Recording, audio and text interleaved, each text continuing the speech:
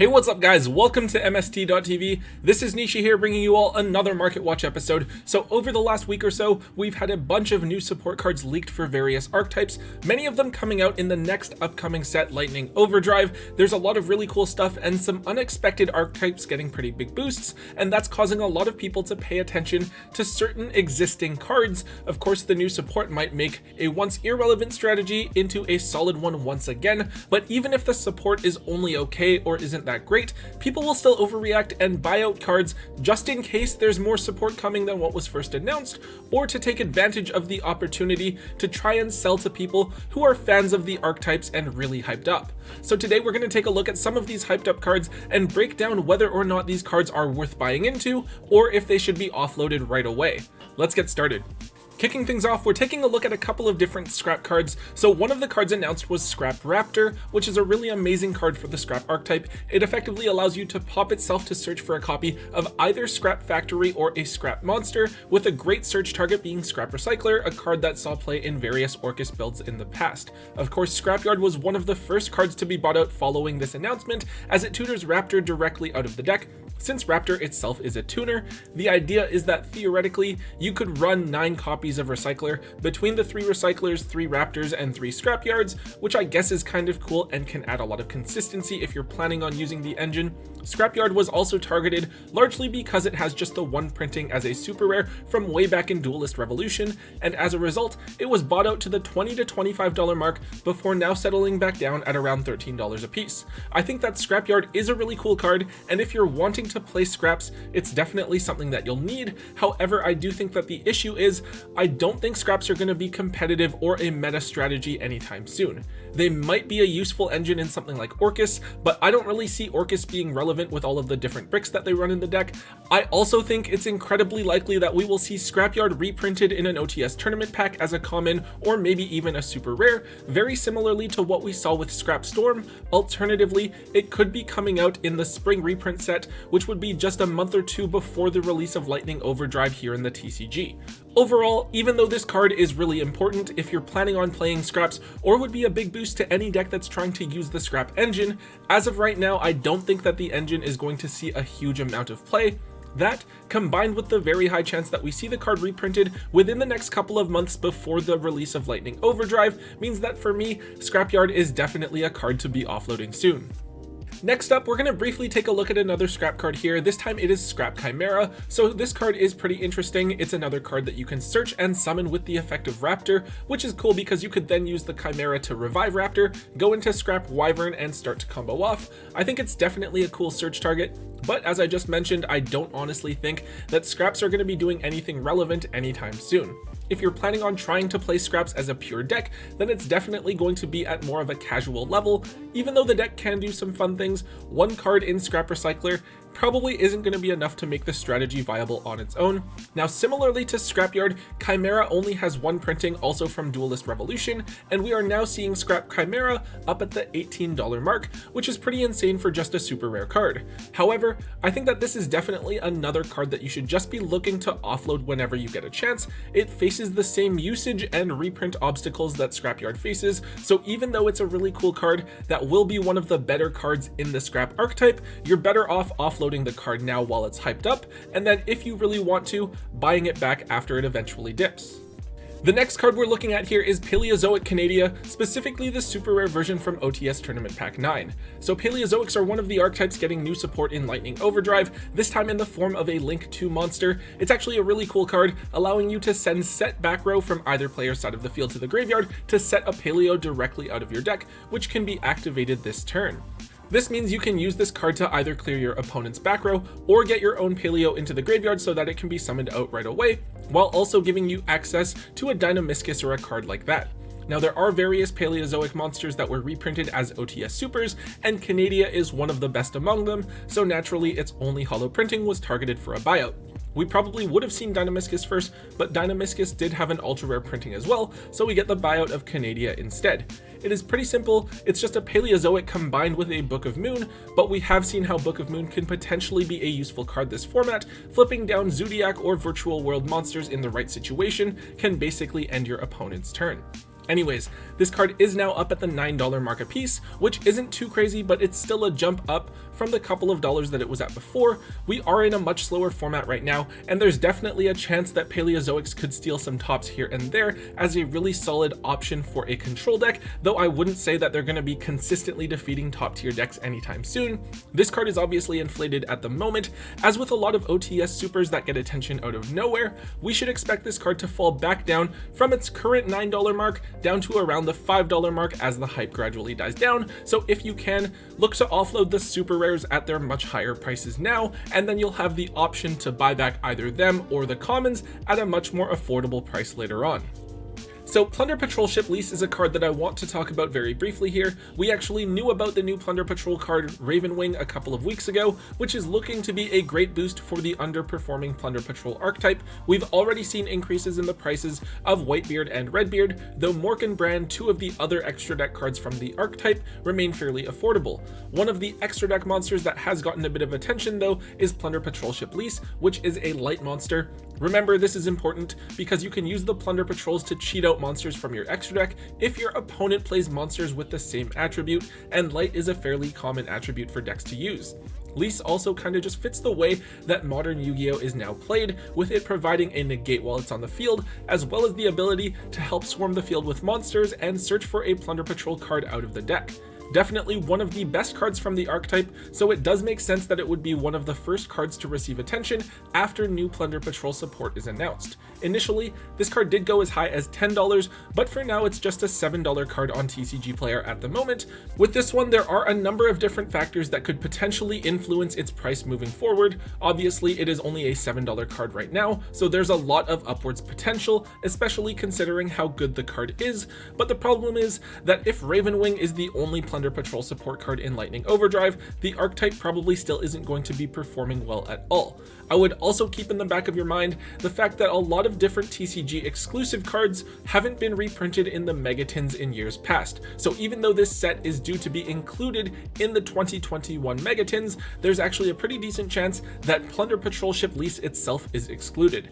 I think that for me, I'm actually going to call this card a buy, but only if you can get it at less than $5 a piece. At that price, you are making a small enough investment per copy of the card that you shouldn't be spending a crazy amount on them, and as the original secret rare version, the card should still retain a lot of its value even if it were to get reprinted. Even at $6 to $7 each, I don't think that I would be going out of my way to pick any up at all, though if you are holding on to them, I wouldn't look at moving them unless you can offload them for around the $8 to $10 mark. Up next, we have a relatively small bump up to look at here. We're taking a look at the two evil twin monsters, Kissikil and Lilla. So I don't know about you guys, but I kind of thought that we were done with the evil twin monsters with just the stuff in Genesis Impact. Twin kind of implies two, right? And there's just this set of main deck monsters and then the link monsters and a bunch of different spells and traps. However, in Lightning Overdrive, we are getting another live twin monster in Kissikil Frost, which is another level 2. This card can be special summoned out of your hand if you control Lilla, and you can banish it to draw a card when your opponent searches while you control an evil twin monster. This isn't necessarily the best card, though I can see how it would be useful if your opponent uses Veiler or Infinite Impermanence on your copy of Lilla. The other thing is that this also implies the existence of something like a Lilla Frost, so we're bound to see at least one more card for the archetype coming out. Now, as a waifu archetype, I feel like more cards being released for the theme is a pretty safe bet, though I don't know if that's going to be in the next couple of sets or maybe not for another year from now. Anyways, the Evil Twins aren't the most competitive deck necessarily, but they are right at the fringe of it, taking some tops when combined with the Eldritch archetype. They're a really consistent engine to use and have the ability to provide some decent disruption. That being said, with Genesis Impact being such a weak set in terms of value, we were seeing the Link versions of Kissikil and Lilla fall down to around the $6 to $7 mark, but soon after the support was announced, they jumped all the way up to $10 a piece.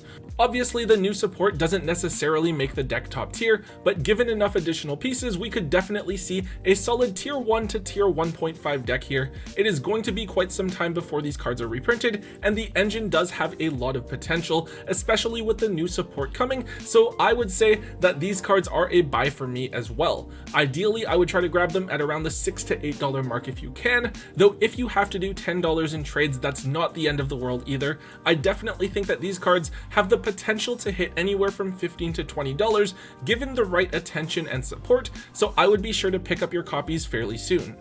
On to the next one, we're taking a look at Ignister A Island. So we're getting several new cards in Lightning Overdrive for the @Ignister archetype, and I think that this deck might actually be really legit. Most notably, the deck gets a Reinforcements of the Army that lets you basically search for any @Ignister monster from your deck, and then also gets its own version of Baylynx or Striker Dragon, with Dark Infant @Ignister being a Link 1 monster that searches for the field spell on summon.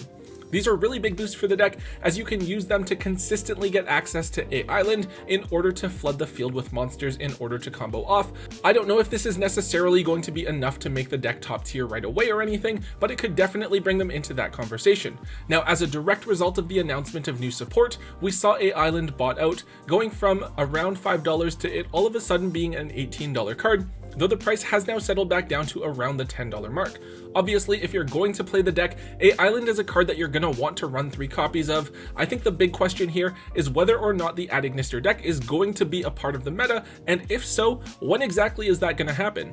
If we can see the deck take off and become a part of the meta right away at the release of Lightning Overdrive, then I could definitely see this card bouncing back up to the $20 mark. However, if it takes a couple of ban lists and then some time, its price will probably remain fairly constant for now, and then we will have to wait for a ban list or some other sort of catalyst before seeing if there's room for it in the meta, and then it can spike in price. Either way, I'd be hesitant about picking up this card at too high of a price point. It is expected to be reprinted in the 2021 Megatons, so that would definitely cool the value of it back down when that reprint does come. However, it is a secret rare, and the original first edition secret rare print is almost always going to be the highest rarity version of the card, so it should still retain a good chunk of its value. I think that if you can offload this card at a hyped up price, I would still look to do so just to capture whatever gains you can, but if you got them for cheap and you're interested in playing the deck, I wouldn't feel too bad about holding onto them, because they'll probably see another wave of hype as we hit the release of Lightning Overdrive officially here in the TCG.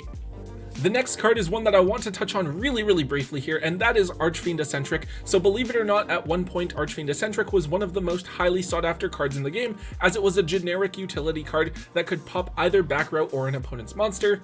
Obviously, with the nerfs to pendulums and overall power creep in the game, the card isn't nearly as useful now as it was in the past. However, it is a card that is being looked at as a generic pendulum support card. In Ancient Guardians, which is the next side set that we're getting, one of the archetypes being released is a pendulum-based archetype. While we don't know exactly what the archetype does or how it functions, Archfiend Eccentric could maybe be a useful card in the strategy, depending on the meta.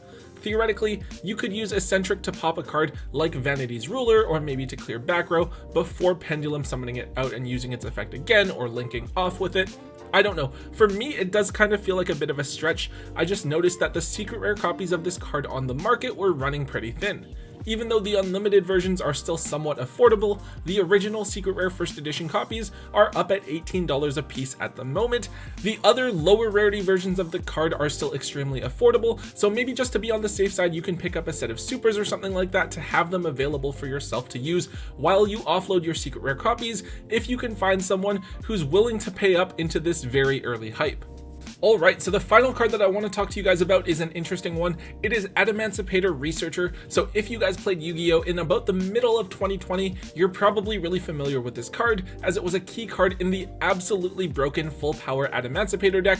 Now, interestingly enough, it's kind of a fluke that we're looking at this card. In the details about the Lightning Overdrive set here in the TCG, there is a reference to the War Rocks archetype, which is supposedly going to debut in Blazing Vortex. This reveals to us just the name of the next TCG exclusive archetype, which we previously hadn't heard anything about. Now, the archetype has the word rock in its name, which is leading to speculation that it will be another rock themed archetype. Therefore, I know a lot of people are paying attention to Atemancipator Researcher. This is a tuner that you can special summon for free out of your hand if you control a rock monster, and it allows you to excavate the top 5 cards of your deck and special summon a level 4 or lower non-tuner rock monster that you find. This card is cool because it can be used to go into Halqifibrax, or it can be special summoned off of Halqifibrax itself. If it really is a decent rock archetype in Blazing Vortex, then maybe Researcher will actually start seeing meta play once again, though obviously this is a really big gamble because we don't know that the deck will necessarily even play rock monsters or if it's just a name, and even if the deck does play rocks, it might not necessarily be a good one. However, we do have to remember that at one point, researchers were something crazy like $70 a piece, and right now they're only $25 at the moment. I think maybe they were as low as $20 before. If the War Rocks archetype is actually good and it plays rocks, then maybe this card could jump up to like $50 or $60, something crazy like that. Honestly, I think that's pretty unlikely. Another thing to keep in mind is that even though Secret Slayers just came out in 2020, we've already seen a reprint of Eldritch the Golden Lord. It's therefore very possible that we could see a reprint of Researcher relatively soon, though maybe Konami wants to avoid reprinting this card just to ensure that Secret Slayers still has some worthwhile cards in it. In this particular case, I really don't know what to tell you guys, because whether or not the new Warrock archetype is good or bad or worthwhile really is just anybody's guess. Alright guys, that is it for today's Market Watch episode. I know that we're still just in January, but 2021 is definitely shaping up to be a really interesting year in terms of how the market is unfolding between all of the new support for older archetypes, as well as the tons of new archetypes that are going to be released. There are just so many different catalysts that could send a ton of different card prices absolutely through the roof. Anyways guys, if you enjoyed today's Market Watch video, please be sure to hit that thumbs up button for me and let me know. Also, let me know what you think about the cards that we covered in today's video in the comments section down below, and let me know what else is going on with the market that maybe I missed so that I can cover it in a future video to keep all of you guys as informed as possible. Also, if you haven't already, make sure you hit that subscribe button for all of the latest videos from both Tombox and myself. And until next time guys, don't forget to hold on to your MST.TV.